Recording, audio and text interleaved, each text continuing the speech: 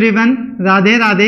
आज मैं आप लोगों के साथ सीए फाइनल नवंबर 2022 एग्जाम्स के लिए डिटेल्ड स्ट्रेटेजी शेयर करूंगा। आप लोगों को बताऊंगा कैसे आपको अपना स्टडी प्लान रखना है, क्या क्या रिसोर्सेज फॉलो करने हैं और कुछ अमेंडमेंट्स हैं या नहीं है नवंबर 22 एग्जाम्स के लिए, जो कि स्टूडेंट के मन में डाउट रहता है, तो वो भी मैं आप लोगों को इस वीडियो के थ्रू पूरा क्लियर करूंगा। तो अपन ये लाइव सेशन आज इस बारे में रखेंगे।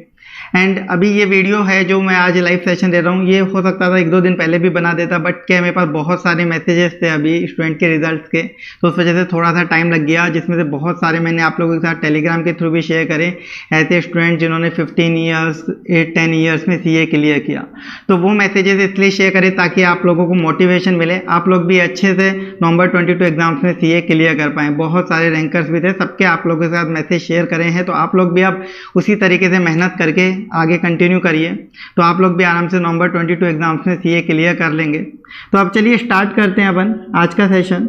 इसमें मैं आप लोगों को देखो पूरी स्ट्रेटेजी दूंगा कि कैसे क्या क्या मटेरियल आपको फॉलो करना है हर सब्जेक्ट में, क्या क्या रिसोर्सेज फॉलो करने हैं, क्या स्टडी प्लान बनाना है, डेली का टारगेट कैसे सेट करना है, किस टाइम पे कौन सा सब्जेक्ट पढ़ना है, ये सारी चीज़ें अपन डिस्कस करेंगे। एंड साथ में अमेंडमेंट्स के बारे में बात करेंगे। मतलब ये वीडियो के बाद आप अपनी पूरी प्लानिंग कर सकते हो नवंबर 22 के लिए कि कौन से ग्रुप में अपियर करें, किस तरीके से करें। तो सबसे पहला काम जो आपको करना है, अपना सेल्फ इवैल्यूएशन करना है। सबसे पहला काम है सेल्फ इवैल्यूएशन करिए, 1-2 दिन लीजिए सेल्फ इवैल्यूएशन करने के लिए, और ऑलरेडी बहुत से स्टूडेंट्स ने कर भी लिया होगा। उसमें सबसे पहले आपको अपनी मिस्टेक्स और वीकनेसेस आइडेंटिफाई करनी है। मिस्टेक्स मतलब आपने क्या गलतियां करी, पिछले अटेम्प्ट में आपका क्लियर नहीं हुआ तो उसके पीछे क्या गलतियां थी, कि आपने कोई मटेरियल गलत फॉलो कर लिया था, कोई रिसोर्सेज गलत फॉलो कर लिए थे, रिवीजन प्लान आपके गलत हो गए थे, कि आपकी रिवीजन प्रॉपर नहीं हो पाए एग्जाम से पहले। तो ये सब चीज़ें आपको सबसे पहले अपनी पता करनी है। या कोई वीकनेसेस आपकी पता करनी है कि आप कोई सब्जेक्ट में वीक रह जाते हो, तो किसी सब्जेक्ट में कम मार्क्स आते हैं तो कोई टॉपिक आपका वीक है क्या, कोई चैप्टर आप छोड़ के चले जाते हो, या कोई चैप्टर समझ में नहीं आता है, कोई सब्जेक्ट समझ में नहीं आ रहा कि उसमें मार्क्स बार बार कम आ रहे हैं, तो वो सब चीज़ें आपको आइडेंटिफाई करनी है सबसे पहले। इसके बाद अब सबसे जो इंपॉर्टेंट चीज़ है, वो सबसे बड़ा ये डाउट है कि नवंबर में सिंगल ग्रुप दें या बोथ ग्रुप। कुछ स्टूडेंट्स ऐसे हैं जिनके बोथ पेंडिंग है, तो सिंगल ग्रुप देना है या बोथ ग्रुप देना है, तो वो आपको डिसाइड करना है 2 फैक्टर्स पे, एक तो आपकी कैपेसिटी और ऐसे लोग जो जॉब भी कर रहे हैं। तो सबसे पहले उनकी बात कर लेता हूँ जो जॉब कर रहे हैं। तो अगर आप लोगों की जॉब भी चल रही है तो आपको सिर्फ सिंगल ग्रुप के लिए अपेयर करना है। अगर आपके दोनों ग्रुप पेंडिंग है, आप सिंगल ग्रुप के लिए प्रिपरेशन करिए, क्योंकि आपको डेली 4 to 5 आवर्स ही मिल पाएंगे जॉब के बाद पढ़ाई के लिए। तो जिनकी भी जॉब चल रही है, आप 5 घंटे डेली पढ़ेंगे, ये आप टारगेट कर लीजिए। एटलीस्ट कंसिस्टेंसी से आपको 5 घंटे डेली पढ़ना है। वीकेंड पे जब ऑफ मिले ऑफिस से, तो आपको 10 घंटे के लगभग पढ़ना है। तो जॉब वाले लोगों को इस तरीके से प्लानिंग करनी है। सिर्फ सिंगल ग्रुप आप कर पाएंगे, बोथ ग्रुप पॉसिबल नहीं हो पाएगा जॉब के साथ इसी अटेम्प्ट में।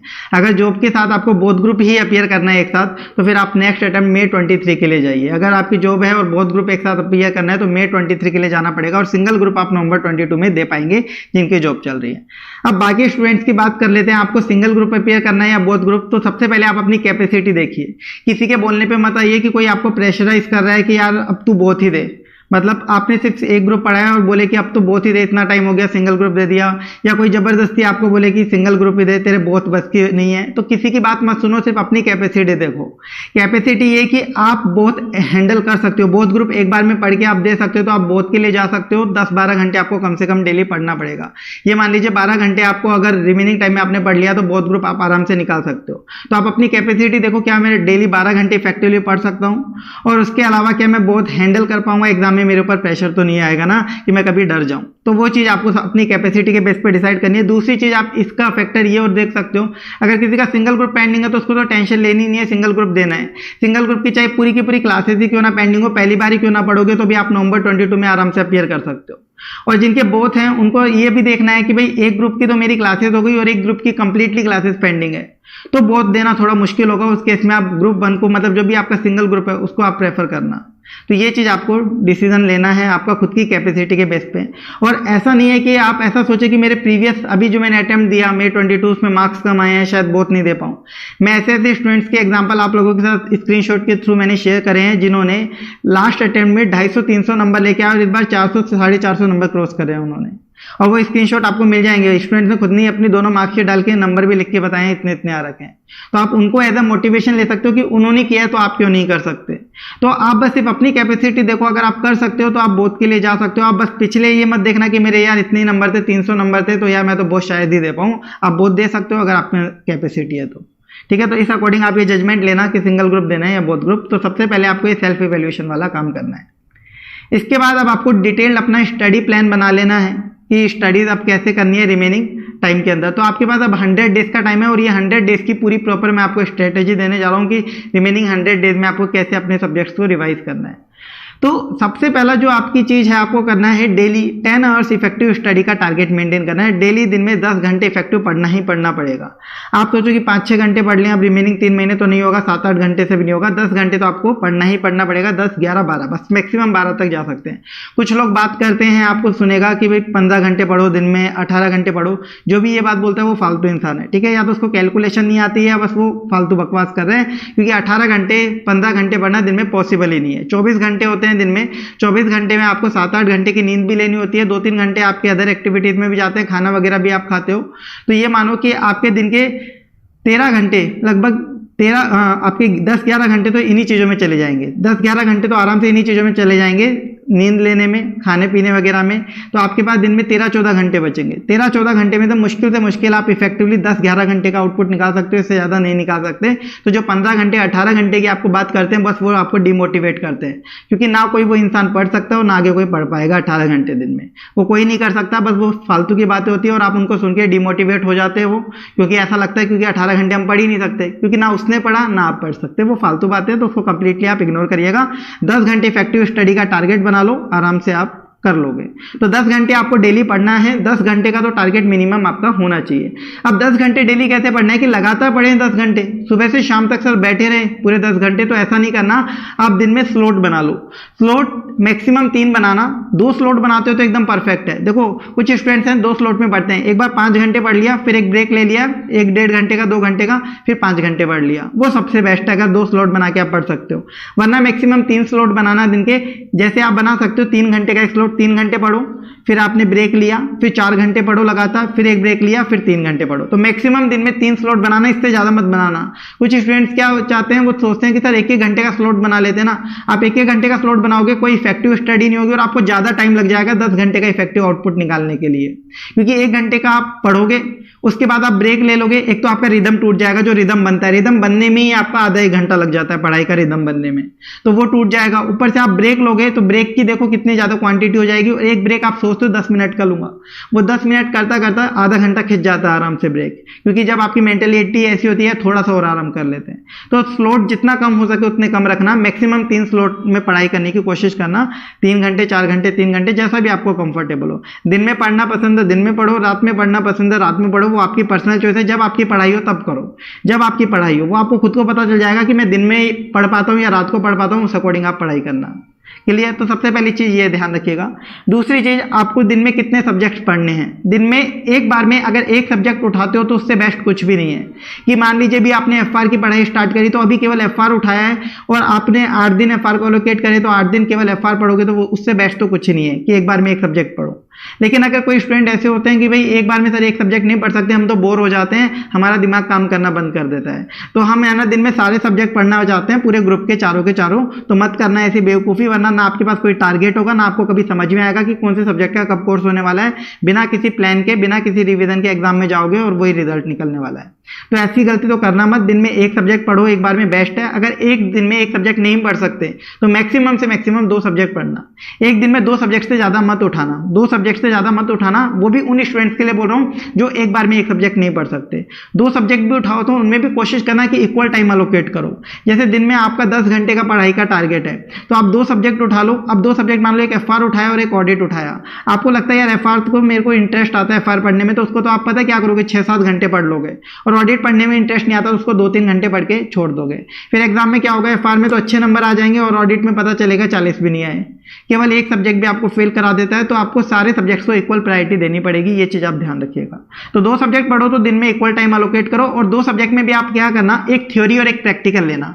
दोनों प्रैक्टिकल मत लेना, दोनों थ्योरी मत लेना, वरना तो कोई सेंस ही नहीं बनेगा। एक प्रैक्टिकल और एक थ्योरी। और उसमें भी ऐसा करना कि थ्योरी को सुबह पढ़ना और प्रैक्टिकल को शाम को। मतलब जब दिन आपका स्टार्ट होता है, आप रात को पढ़ने वाले इंसान हो तो उस अकॉर्डिंग आपका दिन स्टार्ट होता है, दिन में पढ़ने वाले तो उस अकॉर्डिंग। तो जब आप दिन स्टार्ट करते हो पढ़ाई का, उस दिन सबसे पहले आप थ्योरी सब्जेक्ट उठाना, पहले थियरी का स्लॉट कंप्लीट कर लेना, फिर प्रैक्टिकल सब्जेक्ट उठाना, क्योंकि थियरी को आपको रटना पड़ता है और वो जल्दी सुबह रटी जाएगी आपको। पहली बार में आप थ्योरी पढ़ोगे तो वो तभी रटी जाएगी आपको, ठीक है। तो ये आपका डेली का प्लान होना चाहिए। अब इसके बाद देखो, चैप्टर वाइज टाइम एलोकेशन आपको डिसाइड करना पड़ेगा एज पर एबीसी एनालिसिस। ये क्या है, आपने मान लीजिए टारगेट सेट किया कि मेरे को 8 दिन में एफआर कंप्लीट करनी है। वो टारगेट भी मैं आपको बताऊंगा किस अकॉर्डिंग सेट करना है। तो 8 दिन में सपोज आपने डिसाइड कर लिया एफआर कंप्लीट करनी है, तो 8 दिन में एफआर कंप्लीट करनी कैसे है ये तो बताओ सर। एफआर में इतने सारे चैप्टर्स, अगर मैं उनको यूनिट को भी काउंट कर लूँ तो 35 के लगभग आपके पास यूनिट हो जाती है। एफआर में 35 के लगभग चैप्टर या इंडेक्स में बोल सकता हूँ आपके पास टोटल हो जाते हैं। तो अब उनको 8 दिन में कंप्लीट कैसे करें, तो आप चैप्टर वाइज एलोकेशन करो। आपको टारगेट डेली का बनाना है एज पर एबीसी एनालिसिस कि भाई आज ये 4 इंडेक्स करने हैं, कल ये 5 करने हैं, परसों ये 3 इंडेक्स करने हैं। इस अकॉर्डिंग टारगेट बनाओ और उसको अचीव करते जाओ। अगर आपने एक बार सोच लिया कि 8 दिन में एफआर करनी है और आप ऐसे रैंडमली चालू हो रहे हो, कहीं से भी बस पढ़ते जा रहे हो, तो आपका कुछ समझ में नहीं आएगा 8 दिन में क्या हुआ क्या नहीं हुआ। हो सकता है आप 4-5 चैप्टर पढ़ के ही भूल, मतलब आपका कुछ ना हो पाए कोर्स। तो आपको चैप्टर वाइज टाइम अलोकेट करना पड़ेगा। अब चैप्टर वाइज में भी आपको टाइम देखना पड़ेगा। देखो 8 दिन में पूरा कोर्स पढ़ना है, सोचो बहुत बड़ी बात है ये, 8 दिन में कोर्स कंप्लीट करना है एफआर डेटी जैसे बड़े बड़े सब्जेक्ट्स का। तो उसमें भी आपको प्रायोरिटी डिसाइड करनी पड़ेगी। प्रायोरिटी कैसे डिसाइड करोगे, एबीसी एनालिसिस। एबीसी एनालिसिस के जो वीडियोज हैं उनके थ्रू आप प्रायोरिटी डिसाइड करना कि एक कैटेगरी के चैप्टर को थोड़ा ज्यादा टाइम दे देना। जैसे एफआर में आपके 109 हो गया, बिजनेस कॉम्बिनेशन हो गया, सीएफएस हो गया, 115 हो गया, इनको आप थोड़ा ज्यादा टाइम दो, ठीक है। जैसे कि एक दिन आपने दे दिया, 1.5 दिन दे दिया बिजनेस कॉम्बिनेशन सीएफएस के लिए, आपने एक दिन रख दिया 115 109 के लिए, मतलब लगभग इनको ज्यादा टाइम देना और बाकी जो बी कैटेगरी के चैप्टर्स उनको थोड़ा कम टाइम देना, उसी कैटेगरी के चैप्टर्स को और कम टाइम देना। कुछ लोग एबीसी एनालिसिस को भी ज्यादा अलग ही समझ लेते हैं, ज्यादा दिमाग वाले होते हैं कुछ बच्चे, या कुछ उनके समझाने वाले ज्यादा दिमाग वाले होते हैं, वो ऐसा समझ लेते हैं एबीसी एनालिसिस का मतलब है सिर्फ एक कैटेगरी पढ़ के चले जाओ पास हो जाओगे। तो आप है ना कुछ इंटरप्रेट करना जानते ही नहीं हो, आप सीए फाइनल में आने के बाद भी इंटरप्रेट नहीं कर पा रहे हो चीजों को। एबीसी एनालिसिस का ये मतलब नहीं है कि एक कैटेगरी पढ़ के चले जाओ पास हो जाओगे, वो तो वो बच्चे करते हैं जिनको लास्ट के 10 दिन पढ़ना है, उससे पहले पढ़ना ही नहीं है। एबीसी एनालिसिस का मतलब है प्रायोरिटी किसको देनी है भाई।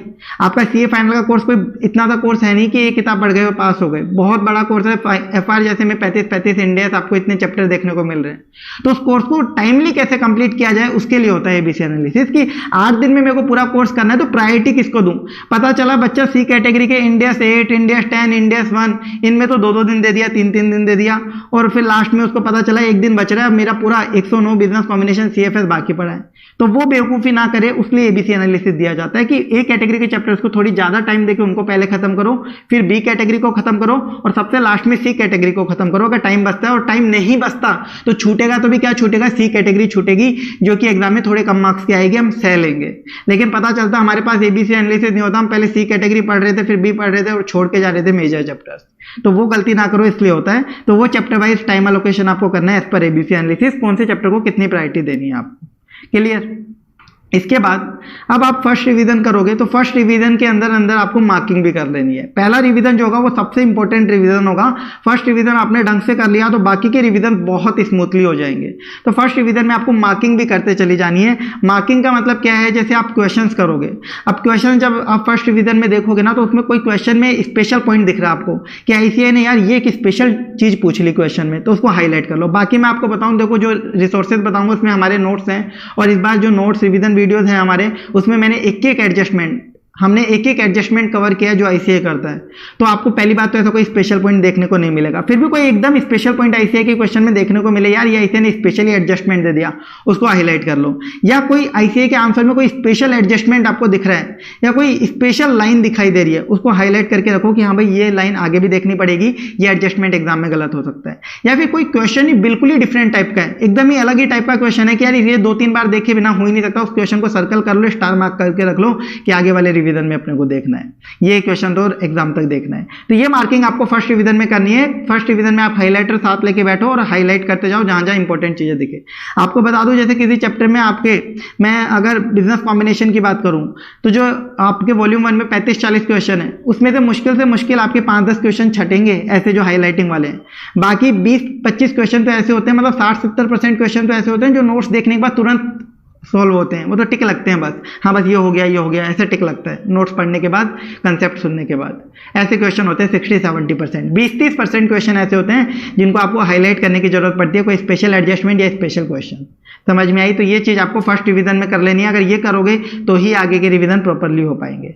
तो ये आपको डेली की प्लानिंग इस तरीके से रखनी है, रिवीजन कैसे करना है। अब रिवीजन कितने करने हैं, कैसे क्या करोगे वो देख लो। आपको एग्जाम से पहले एटलीस्ट 3 रिवीजन करने हैं, 3 रिवीजन मैंडेटरी हैं, 3 रिवीजन करोगे तो ही आपको कॉन्फिडेंस आएगा, और 3 रिवीजन करने के बाद आपको खुद को ऐसा लगेगा कि हाँ आप एग्जाम क्लियर कर सकते हो, अगर प्रॉपर तरीके से 3 रिवीजन कर लिए। तो 3 रिवीजन का मैंने आपको प्लान दिया है 100 डेज में कैसे करोगे। जो स्टूडेंट्स बोथ ग्रुप के लिए अपियर कर रहे हैं, बोथ ग्रुप के स्टूडेंट्स को क्या करना है, फर्स्ट रिवीजन 7 डेज पर सब्जेक्ट में करना है on an average, second revision 3 days पर सब्जेक्ट और थर्ड रिवीजन 2 डेज पर सब्जेक्ट। अब इसका क्या मतलब है, फर्स्ट रिवीजन 7 डेज पर सब्जेक्ट मतलब आपके 56 डेज हो गए, 7 × 8 56 डेज हो गए फर्स्ट रिवीजन में। तो आप जरूरी नहीं है कि सभी सब्जेक्ट को 7 डेज दो, आपको लगता है यार मेरा तो है ना FR स्ट्रॉन्ग है तो मैं उसको 5 दिन में कर सकता हूँ फर्स्ट रिवीजन में, कर लो। आपको लगता है ऑडिट थोड़ा डिफिकल्ट पड़ता है मेरे लिए तो उसमें 2 दिन बढ़ा दिया, मतलब FR में 2 दिन कम किया तो ऑडिट में 2 दिन बढ़ा दिया, वो आप अपने अकॉर्डिंग थोड़ा ऊपर नीचे कर सकते हो। बाकी फर्स्ट रिवीजन का ओवरऑल आपका इस तरीके का शेड्यूल होना चाहिए। फर्स्ट रिवीजन में आपका 7 डेज पर सब्जेक्ट, सेकंड में आप 3 डेज पर सब्जेक्ट, थर्ड रिवीजन 2 डेज पर सब्जेक्ट। कुछ स्टूडेंट सोचते हैं कि एक बार अपन सब्जेक्ट पढ़ लेते हैं फिर डायरेक्टली एग्जाम के 1.5 दिन में देखेंगे, नहीं होगा 1.5 दिन में। आपको डायरेक्ट 1.5 दिन में नहीं जा सकते, 1.5 दिन की एक पूरी प्रिपरेशन होती है। हम सिर्फ 1.5 दिन की प्रिपरेशन कर रहे हैं और कुछ नहीं कर रहे। मैं आपको जो प्लान दे रहा हूँ ना उससे 1.5 दिन में सब्जेक्ट को रिवाइज कैसे करना है वो करवा रहा हूँ आपसे। मैंने आपको बोला फर्स्ट रिवीजन में मार्किंग कर लो, वो सब इसलिए ताकि आप 1.5 दिन में रिवाइज कर पाओ। तो फर्स्ट रिवीजन में जब आप सब्जेक्ट पढ़ोगे तो उसमें मार्किंग वगैरह सब हो जाएंगी, तो सेकंड रिवीजन में वो सब्जेक्ट आप ऑटोमेटिकली 3 डेज में कर पाओगे 7 डेज वाले को, थर्ड रिवीजन में ऑटोमेटिकली 2 डेज में आ जाओगे और फिर एग्जाम से 1.5 दिन पहले वो इजीली रिवाइज होने लगेगा। ऐसे ही जिनका सिंगल ग्रुप है आप लोगों के पास डबल टाइम रहेगा, फर्स्ट रिवीजन जो है वो 14 डेज पर सब्जेक्ट में कर लेना, सेकंड रिवीजन 6 डेज पर सब्जेक्ट और थर्ड रिवीजन 4 डेज पर सब्जेक्ट। इस तरीके से आप कर लेना। इसमें भी आप देखो थोड़ा सा और डिटेल कर सकते हो, कैसे कर सकते हो ध्यान से सुनो। फर्स्ट रिवीजन में बोथ ग्रुप में मैंने 7 डेज दिया, तो आप क्या कर सकते हो 6.5 दिन में एक बार पूरा सब्जेक्ट पढ़ लो, 6.5 दिन में पूरा सब्जेक्ट कंप्लीट रिवाइज कर लो। जो आधा दिन बचेगा उसमें उस सब्जेक्ट की वापस से समरी रिवाइज कर लो, ठीक है। जो आपने 6.5 दिन में पढ़ा ना उसको आधा दिन में रिवाइज करने में जोर नहीं आएगा, आप करके देखना। समरी रिवाइज करने की बोल रहा हूँ, सारे चीजें देखने की नहीं बोल रहा। तो उससे क्या होगा, एक रिवीजन में एक सब्जेक्ट के 2 रिवीजन हो गए। ये थोड़ी आपको स्मार्ट वर्क करने पड़ेंगे, थोड़ी टेक्निक लगानी पड़ेंगी, चीजें इतनी अच्छे से याद होंगी ना एग्जाम में जाके आप कोई क्वेश्चन ही नहीं भूलोगे, आपको याद आएगा ये तो वो क्वेश्चन है उस पेज पे लिखा हुआ था, छापोगे डायरेक्टली आप। ये चीज आपको करनी पड़ेगी। तो रिवीजन का आपका ये प्लान होना चाहिए। अब इसमें देखो आप 2-3 चीजें और ध्यान रखो। एक तो आप जब थियरी सब्जेक्ट्स पढ़ोगे तो उसमें आप एक चीज और कर सकते हो। थियरी में सबसे बड़ी दिक्कत होती है थियरी हम भूल जाते हैं। तो आप क्या करो, जैसे आप थियरी सब्जेक्ट उठा रहे हो ऑडिट, तो आज आपने 10 घंटे का टारगेट रखा ऑडिट पढ़ने का, तो आप 9 घंटे ऑडिट पढ़ो आज पूरे दिन, 9 साढ़े 9 घंटे। रात को आधा या 1 घंटा जो पूरे दिन में पढ़ा वो रिवाइज कर लेना।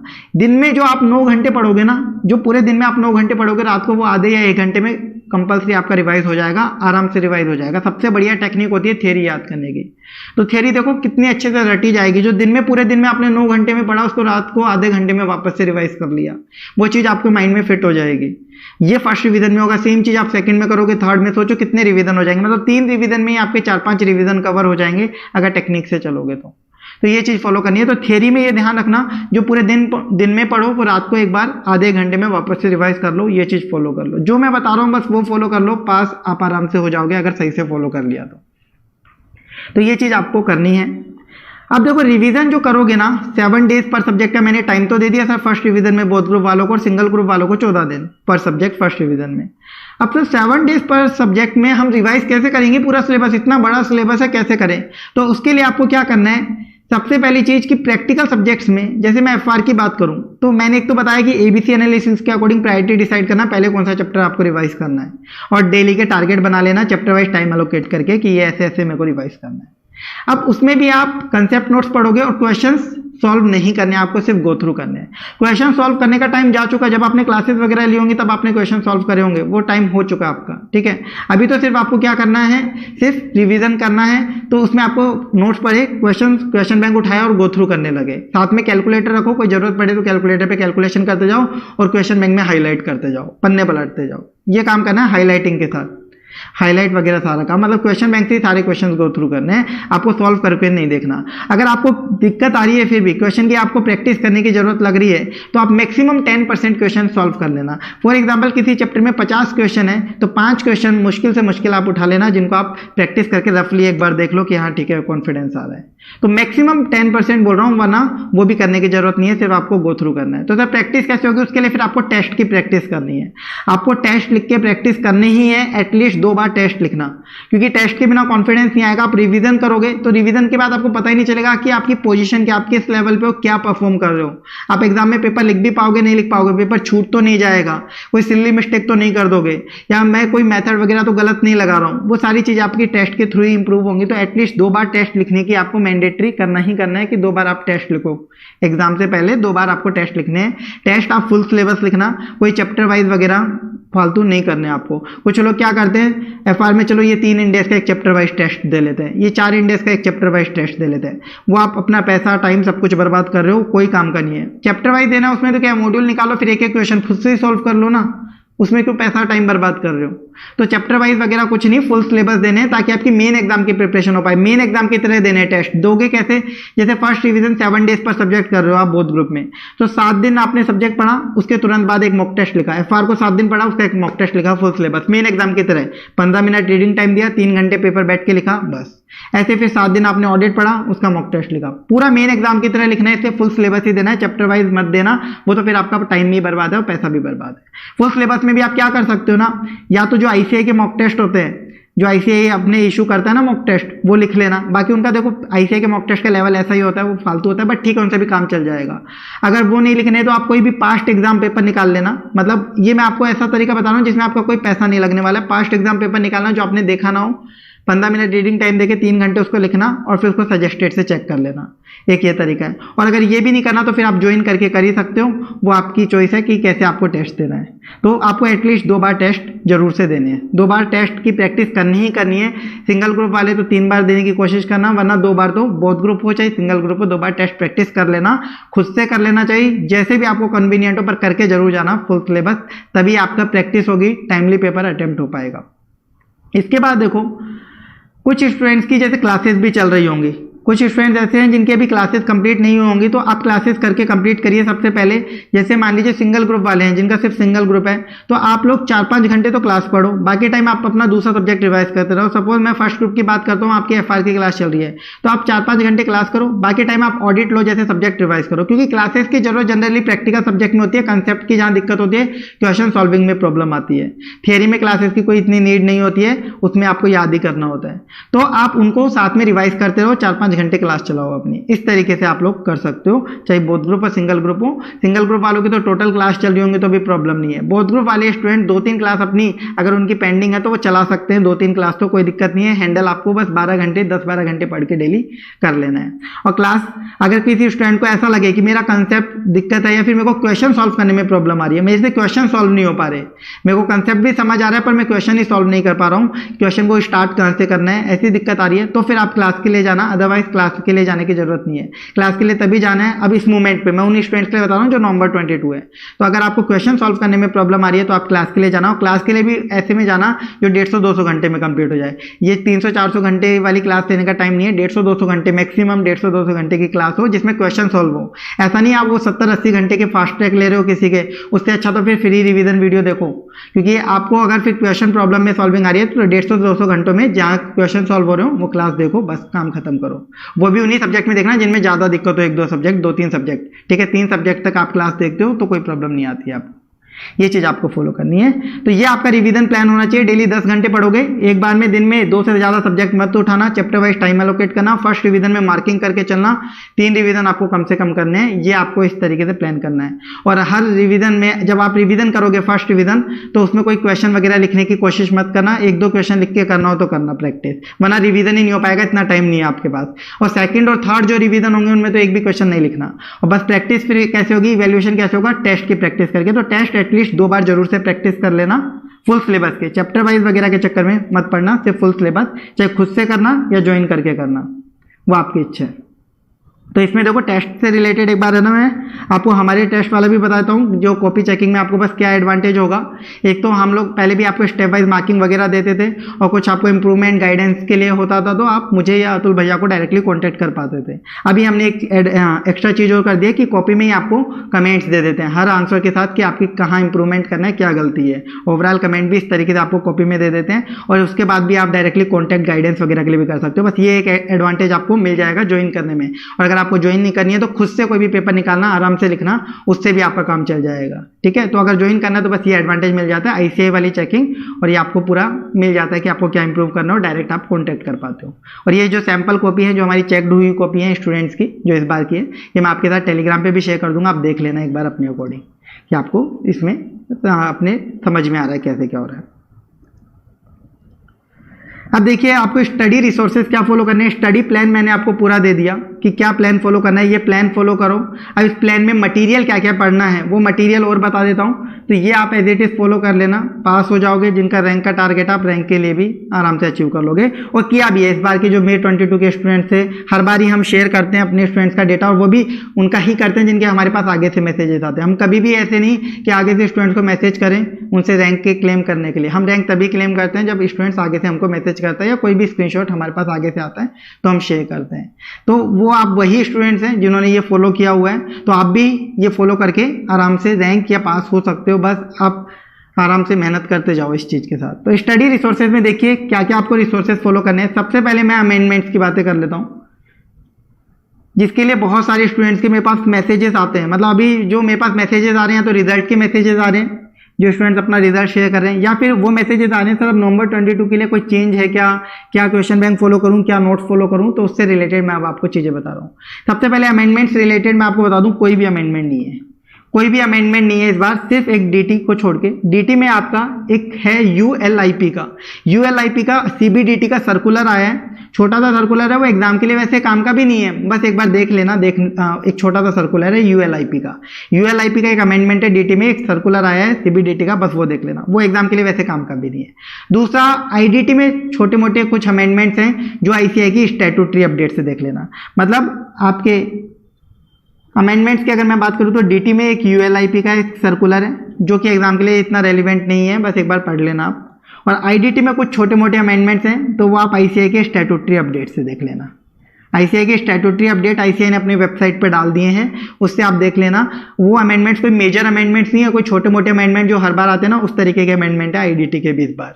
तो इस बार और कोई भी सब्जेक्ट में कुछ भी अमेंडमेंट नहीं है। अब आपको लोग फालतू पागल बनाते हैं कि ये अमेंडमेंट ले लो, अमेंडमेंट आ गए, इसके वीडियो ले लो, 100 रुपये में 500 रुपये में बेचने का बहुत मार्केट अच्छा चलता है, तो उस चक्कर में मत फंसना। और अब इससे रिगार्डिंग मैसेज भी मत करना सर कोई चेंज है क्या, कुछ भी चेंज नहीं है जो आपने पढ़ा था।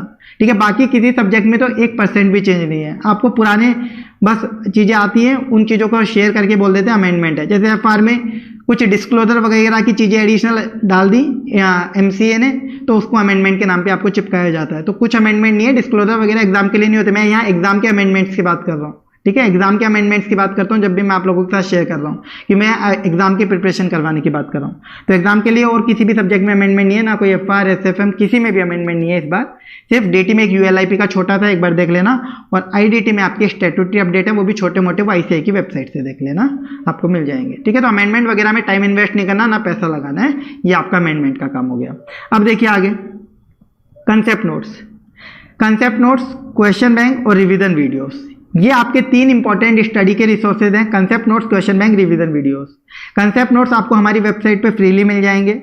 एफआर एसएफएम एससीएमपी डीटी चारों सब्जेक्ट के कंसेप्ट नोट्स हैं, बिल्कुल सेम है, कोई चेंज नहीं है, कोई चेंज नहीं है। एफआर एसएफएम एससीएमपी डीटी, एफआर में बस ये करूंगा मैं, जो अब नई रिवीजन वीडियो मैंने डाला हूँ, कुछ जो और भी चैप्टर्स है जैसे बिजनेस कॉम्बिनेशन सीएफएस, इनके भी मैं रिवीजन वीडियो डिटेल्ड वाले अभी अपलोड कर दूंगा। ठीक है, वो रिकॉर्ड हो गए हैं, अपलोड करने बाकी है, वो मैं अपलोड करवा दूंगा यूट्यूब पे आप लोगों के लिए। तो वो रिवीजन वीडियो भी आप लोगों के लिए आ जाएंगे। बाकी एससीएमपी डीटी एसएफएम इनके सारे रिवीजन वीडियो आपके पास यूट्यूब पे है ही। एफआर के ऑलरेडी मैंने कुछ डाल दिए थे, कुछ और मैं डाल दूंगा बड़े वाले चैप्टर्स के, तो वो आपके सारे फ्रीली अवेलेबल हो जाएंगे। उनसे आप अपने कंसेप्ट रिवाइज करो। रिवीजन जब आप करोगे फर्स्ट रिवीजन, उसमें आपको रिवीजन वीडियो सुनने हैं कंसेप्ट के लिए। कुछ स्टूडेंट्स की आदत क्या होती है, डायरेक्ट क्वेश्चन बैंक पे जाते हैं तो क्वेश्चन देखते हैं। तो आप क्वेश्चन देख के जाओगे ना, तो क्वेश्चन देख के जाने में बस आप दिक्कत करते हो, नया पेपर आ गया तो खत्म आप। उसके बाद अगर कॉपी पेस्ट पेपर भी आता है तो आप अगर सिल्ली मिस्टेक कर दोगे तो भी गलत हो जाएगा, क्योंकि आपके माइंड में कंसेप्ट रिवाइज नहीं हो पाएंगे। तो इसलिए रिवीजन वीडियो सुनो, फ्री है, कोई कॉस्ट नहीं लग रही है, उससे आपके कंसेप्ट रिवाइज होंगे। बिना कंसेप्ट के आप नहीं जा सकते, ये तीनों चीजें मैंडेटरी होती हैं, सिर्फ एक चीज करके नहीं जा सकते। कुछ स्टूडेंट्स की आदत होती है 2-2 4-4 हज़ार क्वेश्चन प्रैक्टिस करके चले जाएं, हम तो सीए बन जाएंगे। 2-2 4-4 हज़ार क्वेश्चन करने से सीए बनते हैं, तो पहले लोग बन चुके होते हैं। पुराने जमाने में जब 2-2 3-3% रिजल्ट आता था, वो इसी वजह से आता था, बस लोग क्वेश्चन ही प्रैक्टिस करते रहते थे जिंदगी भर और कुछ नहीं करते थे। तो ये पूरा तरीका है आपको फॉलो करना है। तो कंसेप्ट नोट्स एफआर के नए रिवीजन वीडियो के अकॉर्डिंग पूरे में अवेलेबल, फ्रीली अवेलेबल करा दूंगा आप लोगों को। एससीएमपी डीटी के ऑलरेडी आपके पास अपडेटेड कंसेप्ट नोट्स में कोई चेंज नहीं है। एसएफएम के भी जो कंसेप्ट नोट्स हैं वो एज इट इज हैं, बस 2 चैप्टर 4x और सिक्योरिटी वैल्यूएशन के मैंने नोट्स चेंज करें जो रिवीजन वीडियो वाले, वो as it is revision video वाले नोट्स भी मैं उनके प्रोवाइड करवा दूंगा, तो वो भी अपडेट करा दूंगा। यानी कंसेप्ट नोट्स आपके बिल्कुल सेम है, बस रिवीजन वीडियो के अकॉर्डिंग एफआर एसएफएम के कंसेप्ट नोट्स नए मुझे देने हैं, वो मैं आप लोगों को फ्रीली अवेलेबल करा दूंगा। थोड़े टाइम में वो भी हो जाएंगे, कम्युनिकेशन कर देंगे हम आपको टेलीग्राम वगैरह के थ्रू, ठीक है। तो वो आपके हो जाएंगे कंसेप्ट नोट्स, चेंजेस कुछ नहीं है, अमेंडमेंट्स नहीं है। इसके बाद क्वेश्चन बैंक बिल्कुल सेम है, एफआर एसएफएम एससीएमपी डीटी, ये जो क्वेश्चन बैंक है चारों सब्जेक्ट के जो हमने मई 22 के लिए देते बिल्कुल वही एप्लीकेबल है, कोई चेंज नहीं है। क्वेश्चन बैंक में कुछ भी चेंज नहीं है। इसके बाद ऑडिट का क्वेश्चन बैंक जो हमने दिया था फ्री रिसोर्सेज में, ऑडिट का तो वैसे भी पीडीएफ, उसको उसमें भी कोई चेंज नहीं है, बिल्कुल सेम है। आईडीटी का जो क्वेश्चन बैंक है वो नेक्स्ट मंथ अवेलेबल करा देंगे नवंबर के लिए, नवंबर एग्जाम्स के लिए। जो नया अमेंडेड बाकी सब अभी तक के आरटीपी के क्वेश्चन इंक्लूड करके जो नया क्वेश्चन बैंक है वो नेक्स्ट मंथ हम आप लोगों को अवेलेबल करा देंगे। इसके बाद रिवीजन वीडियोस यूट्यूब पे हमने डाल ही रखे हैं, एफआर के 2-3 और आएंगे जो बड़े चैप्टर्स के हैं, बाकी सब revision videos as it is applicable है। इसके अलावा कोई स्टूडेंट जो क्लासेस वगैरह देख रहा है तो उसके लिए मैंने बता दिया, क्लासेस लिमिटेड देखो आप, कोई ज़्यादा आवर्स की मत देखो। जैसे हमारे एफआर 180 घंटे में हो जाता है, बाकी एसएफएम एससीएमपी डीटी 140 घंटे में के लगभग, जिसमें सारे क्वेश्चन सॉल्व हो जाते हैं, सारे एक क्वेश्चन क्लास में सॉल्व हो जाते हैं। तो बस आपको क्लासेस अगर देखने की जरूरत पड़ती है तो वही देखो बस, जिसमें आपके कम ड्यूरेशन में सारे क्वेश्चन सॉल्व हो रहे हो, वरना फास्ट ट्रैक देखने का कोई सेंस नहीं बनता। तो हमारे जो लेक्चर्स हो जाते हैं वो फास्ट ट्रैक ड्यूरेशन के होते हैं एक तरीके से, और रेगुलर वाला काम हो जाता है उसमें क्वेश्चन सॉल्विंग का पूरा। तो आप बस क्लासेस देखने की जरूरत हो तो तभी देखना, जब क्वेश्चन सॉल्व करने में आपको दिक्कत आ रही हो तो आप उस केस में इस तरीके से क्लासेस ज्वाइन कर सकते हो। तो यानी ये सब चीजें आपको एज पर आईसीआई फॉलो करनी है, concept notes, question bank, revision video, जो भी एज पर आईसीआई है। हमारे फॉलो करो हमारे, किसी और के फॉलो करने किसी और के, बस एज पर आईसीआई होने चाहिए। और किसी भी टीचर के नहीं करने तो डायरेक्ट आईसीआई का स्टडी मैट आरटीपी एमटीपी उठाओ, ठीक है। अब इसमें देखो ये सारी चीजें मैंने आपको बता दी, क्या क्या फॉलो करनी है, एज पर आईसीआई होने चाहिए, जिसमें हमारे वाले कौन कौन से अवेलेबल है वो मैंने आपको बता दिए। अब क्वेश्चन बैंक में भी एक चीज बता देता हूँ, क्वेश्चन बैंक जैसे हमारे फॉलो करते हो तो कोई प्रॉब्लम है ही नहीं, क्योंकि उसमें हमने आईसीआई के क्वेश्चन डाले हैं, बस आईसीआई स्टडी मैट के, RTP, past MTP, past exam, सब कुछ बस उसमें इनकॉर्पोरेट कर दिया आईसीआई के जितने भी क्वेश्चन है। उसके अलावा इधर उधर का अपनी तरफ से कोई कचरा नहीं है हमारे क्वेश्चन बैंक में। लिमिटेड 400-500 क्वेश्चन हो जाते हैं हर सब्जेक्ट के अंदर मुश्किल से, बस वो आपको करके जाने हैं, क्योंकि क्वेश्चन अगर रिपीट होंगे तो उन्हीं में से होंगे, नया क्वेश्चन आएगा तो पूरे इंडिया के लिए नया होगा, वो किसी की भी बुक में नहीं मिलने वाला आपको, वो कंसेप्ट से ही सॉल्व होगा। तो क्वेश्चन बैंक बस जो ये आपके पास आईसीआई वाला ये इनफ है जो हमने दे रखा है आपको, वरना आप आईसीआई के डायरेक्ट रेफर करो। इसके बाद कुछ स्टूडेंट्स क्या करते हैं, ऐसे ऐसे टीचर के क्वेश्चन बैंक उठा लाते हैं जो 2-2 हज़ार 4-4 हज़ार क्वेश्चन है, जो अभी मैंने बताया वो कोई काम के नहीं है। वो 2-2 हज़ार 4-4 हज़ार के क्वेश्चन बस वही करते जाओगे, उनमें तो कुछ आना भी नहीं आएगा, तो आईसीआई में से आएगा, वरना नया क्वेश्चन आएगा, तो क्यों उसमें टाइम बर्बाद करना। तो कंसेप्ट पे फोकस करो। अब कंसेप्ट नोट्स में भी ये चीज ध्यान रखना, कंसेप्ट नोट्स का मतलब है ऐसे नोट्स जो हर सब्जेक्ट के अप टू 300-400 पेजेस तक हो मैक्सिमम। देखो कंसेप्ट नोट्स ढंग से अगर कोई देगा तो आपको 300-400 पेज में उस सब्जेक्ट के मैक्सिमम से मैक्सिमम बात करूं 300-400 पेज में आपको कंसेप्ट दे देगा। इसके अलावा कुछ लोग क्या बोलते हैं, समरी बुक के नाम पे हजार पेज की बुक आपको चिपकाते हैं कि ये हमारे इस सब्जेक्ट की समरी बुक है, ये हमारे डीटी की समरी बुक है 800 पेज की, डीटी की समरी बुक है 1000 पेज की। तो वो समरी नहीं होती भाई, 1000 पेज का तो फिर आईसीआई का मॉड्यूल ही है, वही पढ़ लो ना। वो फिर बस आपको नाम दिखा के बेवकूफ बनाया जा रहा है, तो ऐसी चीजें मत करो। कंसेप्ट नोट्स का मतलब है 300 पेजेस तक वो सब्जेक्ट को कवर कर दे। जैसे एफआर के मैंने 200-250 पेज में पूरे नोट्स दे रखे हैं पूरी एफआर के, उससे ज्यादा पॉसिबल ही नहीं है, और एक एक एडजस्टमेंट कवर होगा। आप एक बार देखोगे ना, एक भी क्वेश्चन ऐसा नहीं बचेगा जो आपसे सॉल्व ना हो। सेम एसएफएम में 130-40 पेज के नोट्स है, थियरी एसएफएम के थियरी के 30-35 पेज के नोट्स हैं, एससीएमपी के 200-250 पेज तक है, और आपके डीटी के भी 300 पेज तक के पूरे नोट्स हैं इंक्लूडिंग इंटरनेशनल टैक्स। तो बस कंसेप्ट नोट्स इतने ही होते हैं जिसमें सब कुछ कवर हो जाता है। आपको 1.5 दिन की प्रिपरेशन करनी है, 1.5 दिन में आप यही रिवाइज कर सकते हो। 1.5 दिन में आप 1000 पेज की बुक नहीं पढ़ सकते। 1000 पेज की आपको समरी बुक पढ़नी है तो भाई मॉड्यूल पढ़ लो, कोई बुराई नहीं है, फिर मॉड्यूल भी 1000 पेज का ये काउंट कर लेना चाहिए, समझ में आई ये चीज़ आपको? तो आप किसी के भी कंसेप्ट नोट्स रेफर करो, बस जो 300 पेज तक कवर हो और एज पर आईसीआई हो। क्वेश्चन बैंक चाहिए आप किसी का भी करो, हमारा नहीं करना मत करो, मुझे कोई दिक्कत नहीं है, बस आप वो फॉलो करो जो एज पर आईसीआई हो और कुछ उसमें एक्स्ट्रा कचरा ना हो, आंसर भी एज पर आईसीआई हो। और रिवीजन वीडियोस भी ऐसे जिनमें आपको एज पर आईसीआई कंसेप्ट बस रिवाइज हो रहे हो। और क्लासेस भी मैंने आपको बता दी 150-200 घंटे तक ही देखना अगर आपको क्वेश्चन सॉल्व करने में दिक्कत आ रही है। इतने घंटे क्यों नहीं चाहिए जिसमें सारे क्वेश्चन सॉल्व हो जाए, फालतू ज्ञानबाजी ना हो, बस ये चीज़ आपको फॉलो कर लेनी है। इसके अलावा आपको एक्स्ट्रा कुछ नहीं करना है स्टडी रिसोर्सेज में। ABC analysis and important questions बिल्कुल सेम आप फॉलो कर सकते हो जो मई 22 के लिए था।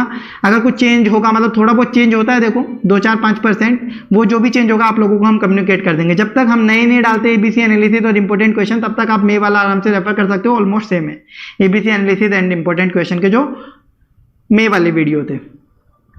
अब देखो सब्जेक्ट वाइज आपको क्या क्या मटेरियल देख लेना है वो मैंने सब्जेक्ट वाइज भी नोट डाउन किया है। यहाँ तो मैंने आपको बता दिया जनरली कंसेप्ट नोट्स किस तरीके से आपको रेफर करने हैं, क्वेश्चन बैंक कैसा होना चाहिए और हमारे वाले जो हैं पूरे अमेंडेड है, ये सब मैंने आपको बताया। अब सब्जेक्ट वाइज आपको कैसे फॉलो करना है मटेरियल वो आपको बता देता हूँ। यानी आप 7 दिन में पहली बार एफआर रिवाइज करोगे बोथ ग्रुप के स्टूडेंट्स, तो आपको एक तो रिवीजन वीडियो सुन लेने, एक मेरे कंसेप्ट नोट्स कर लेना और क्वेश्चन बैंक, इसके अलावा कुछ नहीं।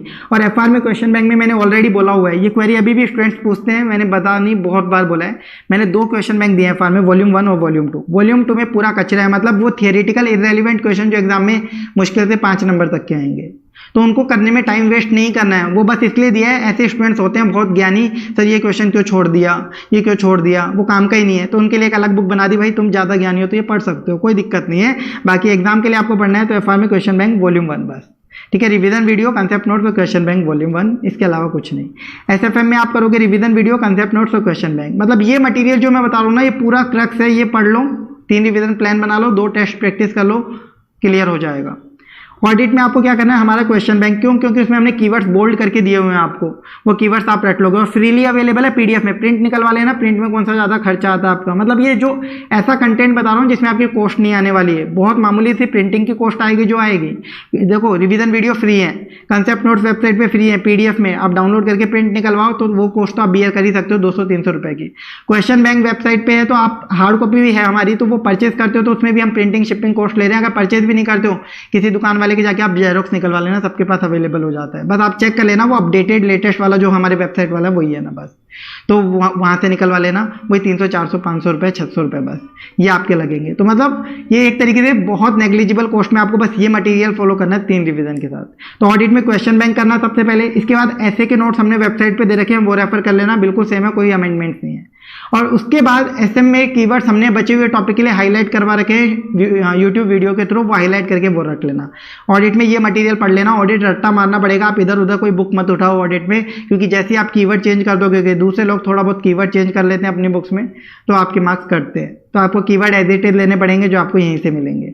इसके बाद लो में आपको कोई भी नोट्स चलेंगे, कोई भी आप नोट्स पढ़ लो, कोई दिक्कत नहीं है, और एसएम के क्वेश्चन प्रैक्टिस कर लो।